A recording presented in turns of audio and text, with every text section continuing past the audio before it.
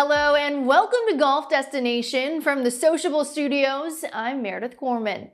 The Masters Tournament represents the unofficial start to golf season for many across the world. We had a chance to meet a former player who, during one magical week in April, became the low amateur in this storied event. His name, Jim Hallett. Actually, I got into the game of golf through my dad and grandfather. They were both golf professionals. My dad would put me behind a bush, and he says, "Get over that bush, I'll see you in a few hours." He'd drop 100 balls down there, and I found a way to get over that bush. I had one golf lesson my whole life, not counting my father's growing up.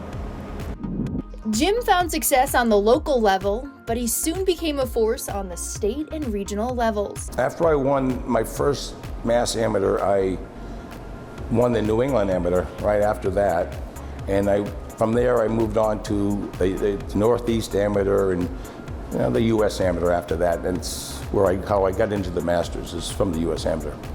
Upon receiving his invitation, Jim and his mother would write a letter to the committee that would change the Masters tournament forever. Is there a possibility I could please bring my own caddy? I feel much more comfortable with my own caddy, I said. And I've also looked forward to playing in the tournament, so forth and so on. And sure enough, nothing happened for 3 weeks. I got something in the mail. We're changing our rules. You could bring your own caddy. He's famous, by the way. Jack Tassoni is famous. He's the first non-Augusta caddy ever to walk on Augusta National. He was fortunate to have Tom Kite and Ben Crenshaw asking him to play a practice round. And they told me, this is what you got to do in certain situations. Like Tom Kite says, hit a soft shot in on 16 if it's wet. They told me where to miss shots, things like that. Jim was paired with past champion Bob Goalby in the first round. So the first 6 holes, I'm stiffing it. And he comes over me on the 6th hole. He goes, "Who the hell are you?" He says to me. I go, "I'm just a hockey player from Bryan College, I swear." I'm just a hockey player from Bryan College. And he just shook his head like that and went about. I shot 36 and then I had 32 the back for 68 my first round. So I was right in the thick of it right off the bat. It was great. The third round was postponed because of rain, and the tournament had threesomes for Saturday. Jim was paired with Seve and Arnold Palmer. When I arrived at the first tee, I got there first, and then all of a sudden, the crowd erupts. It's Seve and Palmer coming walking, and they erupted so loud. I've never heard anything like it in my life. So I just got up and hit it right down the pipe on the first drive. Front nine was incredible, okay? It was still pouring rain. We had umbrellas. They had to squeegee the greens in the front nine. And I birdied the 8th, okay, which was awesome. Okay, so we hit our drives on 9. They're up there squeegeeing the green, so I'm waiting about 15 minutes now to hit my second shot. I hit it in there about 20 feet and knocked it in to take the lead. So that was my front nine, which was pretty cool. So the back nine's been going really well. The 15th hole, I made a good par after jacking one by about 8 feet. And get to the 16th hole, still coming down pretty hard. Pins in the front right. And I hit a hard 8-iron, right? It landed about a foot from the cup, spun right past the right edge and down the slope and into the brook. I make 5 on the hole. So 17, I made a really nice par. And we get to the 18th tee and we can't see the bunker off the tee on the left. It's so dark. So we waited and came back the next morning and played 1 hole.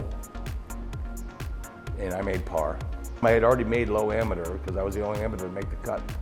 Which was one of my goals, was to become low amateur. Jim would finish the weekend with a pair of 78s, leaving him in a tie for 40th. The Masters taught me a lot. I mean, I did play with the best players in the world, and I was able to compete, which made me feel like I could move to that next level. And it took me a few years to get my PGA Tour card, but at that time, by being low amateur, making the cut with the best players in the world, I felt that I had a good chance as a professional.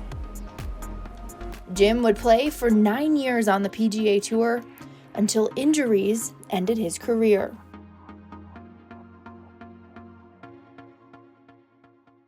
Herbert Warren Wind has long been recognized as golf's poet laureate, and he is the man who termed the phrase Amen Corner.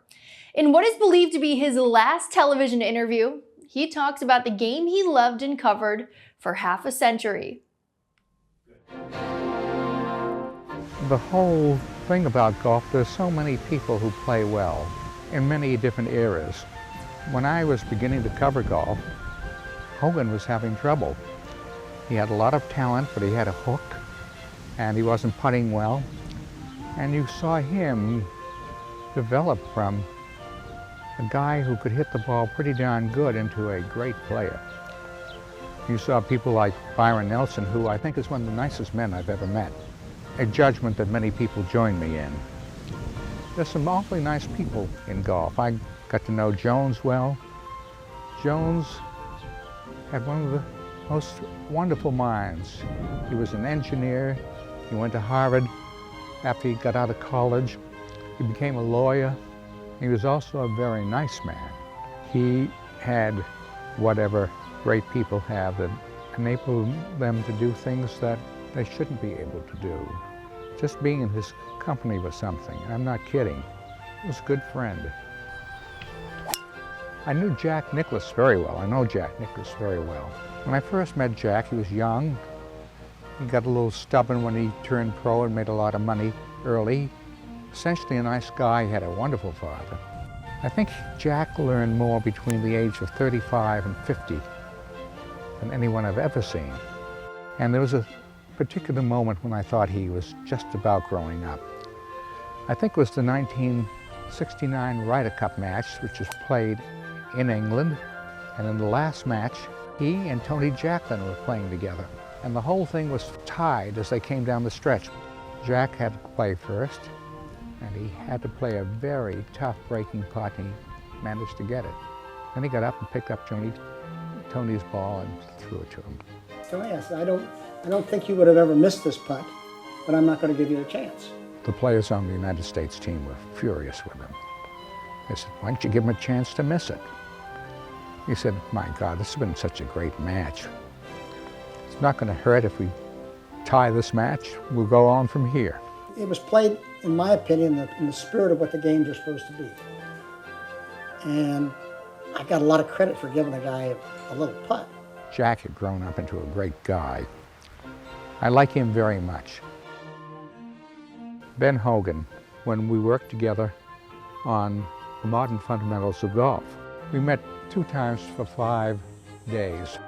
And he began to work hard and to enjoy it because he felt something good was going to happen out of this. He was not like he was in the golf course. He could relax. He had a great listener, which of course is a great trait. After the first issue with him on the cover came out, and I said, anyone being interested in around there? He said, gee, I went up to the club this morning. Everyone had it down on the practice tee. I said, I got a great feeling out of that. Join Golf Destination for a Masters viewing party on April 12th at 3 p.m. at the incredible Sporting Club at the Omni Boston Hotel at the Seaport. This one-of-a-kind viewing party features past Masters participants, giveaways, and prizes, plus 12 giant HD screens that will put you into the action. Admission is free. Saturday, April 12th at 3 p.m. at the Sporting Club at the Omni Boston Hotel at the Seaport. Don't just watch the Masters. Live it. Next, a friendship that went to nearly 50 Masters together. When Golf Destination, presented by Goslings of Bermuda, continues. Hello and welcome back to the Sociable Studios and Golf Destination. I'm Meredith Gorman. In 2017, a firefighter played his way into the Masters by winning the United States Mid-Amateur. Matt Parziale spoke with us shortly after to discuss the week-long events and what it was like playing in this enormous event. Augusta National is obviously a spectacular place, difficult, best condition you ever play. But for me, it changed so much on Wednesday night coming into Thursday morning. It really firmed up. The greens were even faster, and it just played that much more difficult in a tournament round that didn't practice rounds. Not that it's not hard in a practice round, but you can kind of find your way around, and even if you hit a bad shot, you're not in that bad of a spot. But come Thursday morning, all that's out the window, and you really have to be precise with every shot in the bag. And that's what I tell everyone. you can hit the shot, but you have to hit a really good shot every single time. You can't get away with much out there. The first tee shot of the Masters last year was my biggest unknown going into the event. That being said, I put a lot of work in to be prepared for that moment, and that's probably the coolest moment that I look back on at Augusta, is that I was ready for that shot like it was the first shot of the State Am here or the club championship at Thorny Lake. I couldn't find the club face on the range, and Sean, my coach, was standing behind me. He probably wanted to say a million things. He didn't say anything, and then the first tee shot, I hit a good one. So we're off and running. The 7th hole gave me the most trouble that week. That being said, is it the most difficult? Maybe not, but I hit one tee shot right, I hit one tee shot left. Ended up making double both days and really didn't give myself a chance to play the hole correctly. That's a demanding shot for both the tee shot and approach shot, but then you look at 11, and I just played that a little better that week, but that's probably more of a difficult hole than, say, 7 is. So my favorite hole at Augusta, I'd have to say, is 13, because I was able to eagle that, and not only the eagle, but to play the last 9 holes pretty well after playing the first 27 poorly. It was just a good way for me to finish. I felt good coming in, had birdie opportunities every single hole, even had another eagle opportunity on 15, and I gave it a little too much and missed the putt coming back. But yeah, that was probably the best hole I played that week. I didn't realize that we got crystal for eagles, and as the eagle putt went in, Mike Weir had said something crystal, and I kind of misheard him. And then we're walking off the green, and Brendan Steele tapped me on the back, because you can get some nice crystal for that. So the next 3 holes, they both explained to me what I actually got for making eagle. And then on 15, that's why I charged the first putt to try to get some more crystal. So unfortunately, it didn't work out the way it did on 13. Yeah, I think another chance around there, you're gonna have the knowledge a little bit more. Not so much that I'm able to go every year like these guys, but a little more preparation for Thursday morning rather than the unknown of Thursday morning. Thanks, Matt. Earlier in the show, you met Herbert Warren Wind. Well, we spoke with one of his close friends named Don Doyle, who traveled to Masters tournaments with him. I went down with Donnie Doyle, who was a great friend of mine. He was a nice golfer. We drove down to Augusta. It took us 3 days then. It was something in those days. On the Thursday and Friday, there were only 1,500 people on the course. Pretty classy people on their way home from wintering in Florida. We began doing that every year. We went 50 in a row. 50 in a row? He only went 49. Jack Lane and I went to the last one together. Jones had a bungalow on the 10th, off the 10th tee. There were 3 or 4 bungalows, and they used to invite the writers over. But you had to be a friend of Bobby, or else he had read some of your stuff and he wanted to see you. So Herb used to get to see him. They used to tell you when you could report, sort of. And Herb used to go there once a year and look forward to it so much, you know. He said it was terrific. Robert Tyre Jones. I used to go up to see him the morning before the Masters. More and more people would join us going up the hill to Bob Jones. He knew everyone's name of writers who he barely met. He was in terrible shape. He was in great form. He had whatever great people have that enabled them to do things that they shouldn't be able to do. Just being in his company was something. I'm not kidding. When you were finished there after staying 45 minutes or so, you would begin to walk back towards the clubhouse. You wouldn't say a word. You were just trying to adjust to being with Jones. And you'd walk maybe 200 yards without saying a word, and all of a sudden you stop and you both say, how does he do it? The impact on you is great. Nothing like that is, can't remember anything like that. He was a wonderful man. He wrote good letters. He was a good friend. Seeing Bobby Jones play. He played the first or second year I was there, and that's the only year he played. Just seeing him, I think, was quite a thing. Don passed away a few years back, but his family can still be seen every Friday night at his favorite table in the grill room of Thorny Lake. Join Golf Destination for a Masters viewing party on April 12th at 3 p.m. at the incredible Sporting Club at the Omni Boston Hotel at the Seaport. This one-of-a-kind viewing party features past Masters participants, giveaways, and prizes, plus 12 giant HD screens that will put you into the action. Admission is free. Saturday, April 12th at 3 p.m. at the Sporting Club at the Omni Boston Hotel at the Seaport. Don't just watch the Masters, live it. Coming up, I sit down with 2025 Ryder Cup captain Keegan Bradley and talk about the Masters when Golf Destination, presented by Goslings of Bermuda, continues. Thanks for joining us, Keegan. How would you describe what it's like playing at Augusta National? Yeah, it's the Masters is, as a kid, you dream about playing in the Masters. So there's an element of being out on that famous course and remembering shots that you saw as a kid, and then you get to tee it up in the tournament, and it's great, but it's also a super stressful week, and the course is so hard now that you have to have everything in your game has to be clicking, and but it's a week that you look forward to, and the possibilities there that you could be a Masters champion. In your eyes, what's required to win the green jacket at the Masters? I think to win a green jacket, you have to do everything at the highest level. There's no room for error at Augusta. You have to drive it well, hit your irons well, chip and putt, and it just tests everything. Joining us now is Mark Cannizzaro, author of 7 Days in Augusta, Behind the Scenes at the Masters. Mark, thanks so much for joining us. Do you have a favorite Masters memory?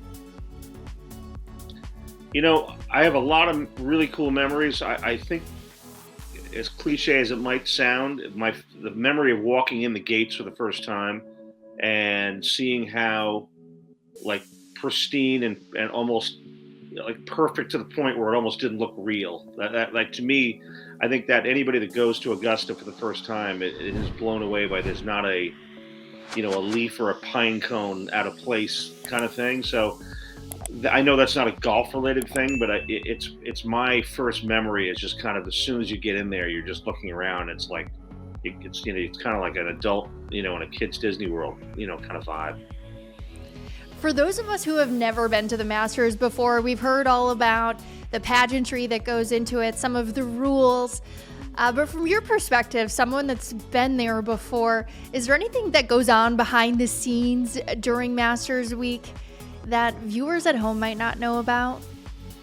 The one thing I would say, I guess you could call it behind the scenes, and maybe golf people, golf fans have heard this stated before, but until you're on the grounds there and walking around the golf course, you have no idea the elevation change and how hilly it is. Because television can't really translate that onto the TV screen. And there really is some serious. There are some really serious hills to negotiate, whatnot. And when you're a player and you're doing that for 4 rounds of competition, not including 2 or 3 rounds maybe of practice, it can wear on you. So I think that's one of the things there. I did a chapter actually on the Butler cabin, and I sat down with Nance in the Butler cabin. And the weird thing is, I had never even known or looked to see where the Butler cabin was until I went to meet Jim there. And I went in there, and essentially it's just kind of like Augusta has a numerous cabins where people stay on property. And it was just like any of the other cabins, except the downstairs was completely converted into a TV studio. And that's the Butler cabin. So that was kind of a little bit of a look behind the curtain, so to speak, for me. When I went in there, weirdly enough, I just had never really looked around to see where the Butler cabin was. I could just I just knew it was there. Thank you so much for joining us, Mark. Thanks for having me. Join Golf Destination for a Masters viewing party on April 12th at 3 p.m. at the incredible Sporting Club at the Omni Boston Hotel at the Seaport. This one-of-a-kind viewing party features past Masters participants, giveaways, and prizes, plus 12 giant HD screens that will put you into the action. Admission is free. Saturday, April 12th at 3 p.m. at the Sporting Club at the Omni Boston Hotel at the Seaport. Don't just watch the Masters, live it. Still ahead, we use AI to look at the most famous stretch in golf, Amen Corner, when Golf Destination, presented by Goslings of Bermuda, continues. Amen Corner, the soul of Augusta National, named and immortalized by Herbert Warren Wind in 1958. It begins on the 11th, White Dogwood, a 505-yard par 4. It's a beast, downhill with a green guarded by a pond left and a bunker right, where precision is non-negotiable. The 12th, Golden Bell, a 155-yard par 3. Deceptively short, it's framed by raised creek, azaleas, and unpredictable gusts, a tiny target that breaks hearts. The last hole in this string of pearls is the 13th Azalea, a 510-yard par 5. A dogleg left, it tempts big hitters to cut the corner over pines, but the tiered green, flanked by creeks, punishes greed. Amen Corner tests nerve, skill, and soul. It's golf's hallowed ground. Thanks for joining us on Golf Destination. We hope you enjoyed the show. Don't forget to subscribe to our YouTube channel to get the full interviews you've seen here and other great content. For Golf Destination, I'm Meredith Gorman. Produced by the Atlantic Production Group.